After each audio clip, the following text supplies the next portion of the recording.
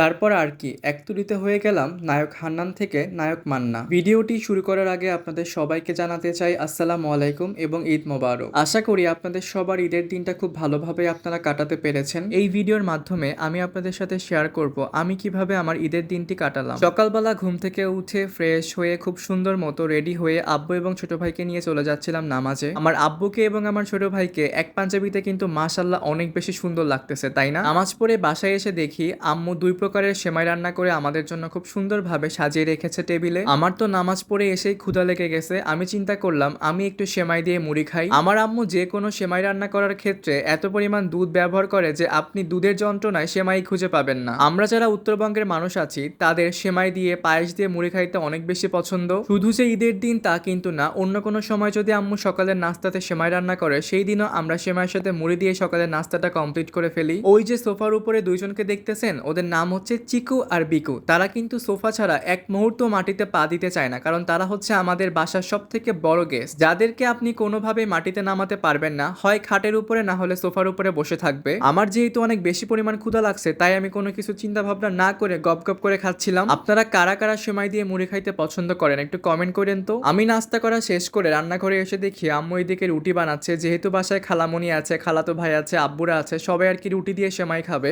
আপনাদের সাথে আম্মুর একটা খারাপ দিক আমি শেয়ার করি, সেটা হচ্ছে আম্মু কোনো ঈদেই নতুন জামা পরে না। পুরনো জামা দিয়ে আম্মুর ঈদের দিনটা খুব ভালোভাবে আম্মু কাটিয়ে দেয়। আম্মু রুটি বানানো শেষ হলো, এইদিকে আম্মু আর আমার খালামণি একসাথে গল্প করতে করতে সকালের নাস্তাটা সেরে ফেলছিল। আসলে দুই বোন একত্র হইলে কতই না গল্প জমে থাকে, তাই না? এইদিকে আমার ছোট ভাইয়ের আমার কাজিন একত্রে নাস্তা করতে বসছে। আসলে বাসায় মেহমান আসলে না অনেক বেশি ভরা ভরা লাগে বাড়িটা। আমার ছোট ভাই তো আমার কাজিনকে পেয়ে অনেক বেশি খুশি। তারা তো একদম একসঙ্গেই থাকে সারাদিন। খাওয়া দাওয়া থেকে শুরু করে ঘুমানো, তারপর গোসল করা, সবকিছু তারা একত্রে করে। সবার নাস্তা শেষ হওয়ার পর আব্বু নাস্তা করতে বসছে। ওই যে বললাম আব্বুরও খুব পছন্দ সেমাই দিয়ে মুড়ি খাওয়া। সকালের নাস্তা করা শেষ করে আম্মু এখন ফ্রিজের সামনে দাঁড়িয়ে দাঁড়িয়ে চিন্তা করছিল আজকে দুপুরবেলা কি রান্না করবে। যেহেতু আব্বু বলছে আজকে মাংস পোলাও কিছুই খাবো না, তো আম্মু চিন্তা করছে আজকে নর্মাল ভাবেই দুপুরের খাবারটা শেষ করবে। আম্মুর সাথে কিছুক্ষণ কথা বলে চলে আসি রুমে। এইদিকে দেখলাম আমার খালাতো ভাই ফোনে গেম খেলতেছে। তারপর ওর সঙ্গে কিছুক্ষণ সালামি নিয়ে একটু মজা করলাম। আমি আমার কাজিনকে বলতেছিলাম আমাকে সালামি দাও, তুমি তো আমার বড় ভাই, কয় টাকা দিবা বলো। রুম থেকে এসে দেখি আম্মু দুপুরে রান্নার আয়োজন করছে। আম্মু বলতেছে আজকে পাঁচমিশালি ভর্তা করব।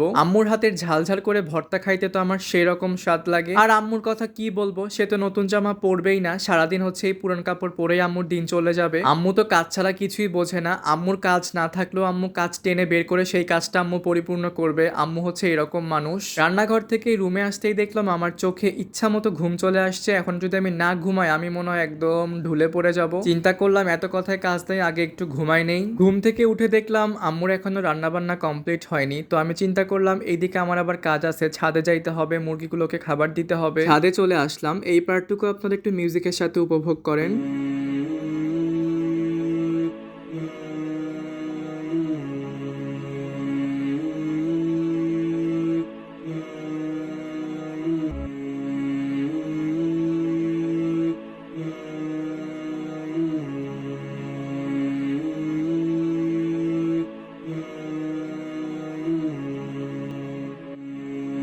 সবগুলো মুরগিকে এবং মুরগির বাচ্চাকে আমার খাবার দেওয়া শেষ। এইদিকে আমার অবস্থা দেখেন, আমি তো ঘেমে পুরা চৌচির হয়ে গেছি। ছাদে যে কি পরিমাণ গরম। এরপর বাসায় এসে দেখি আম্মু এদিকে তেলাপিয়া মাছ ভাজতেছে। সবাই তো ঈদের দিন অনেক ভালো ভালো তরকারি রান্না করে, কিন্তু আম্মুকে আজকে বললাম সিম্পল ভাবে আজকে আমরা ঈদের দিনটাকে পালন করি, কোনো সমস্যা নাই, আমরা আজকে ভর্তা ভাজি দিয়ে ভাত খাবো। আম্মু সেই মোতাবেক কাজ করতে শুরু করে দিল। এই যে দেখেন চুলার উপরে এখন ঢেঁড়স ভাজি হচ্ছে। আমার কিন্তু ঢেঁড়স ভাজি অনেক পছন্দের। আমি এইদিকে রান্নাঘর থেকে আব্বুকে এসে বলতেছে আব্বু আমার সালামি কোথায়। আব্বু বলতেছে আরে বেটা যখন তুমি বাইরে বের হবা তখনই তোমার সালামিটা দিব। আমিও অপেক্ষায় রইলাম কখন যে আমি বের হব আর কখন যে আমার হাতে সালামি আসবে। আজকে দুপুরের আয়োজনে ছিল তেলাপিয়া মাছ ভাজি, তার সাথে পাঁচমিশালি ভর্তা এবং জালিলাও ভাজি। দুপুর গড়িয়ে বিকাল হয়ে এসেছে, আমার তো পেটের মধ্যে চোচো করা শুরু করছে। আমি আবার এখন খেয়ে নেই তাড়াতাড়ি।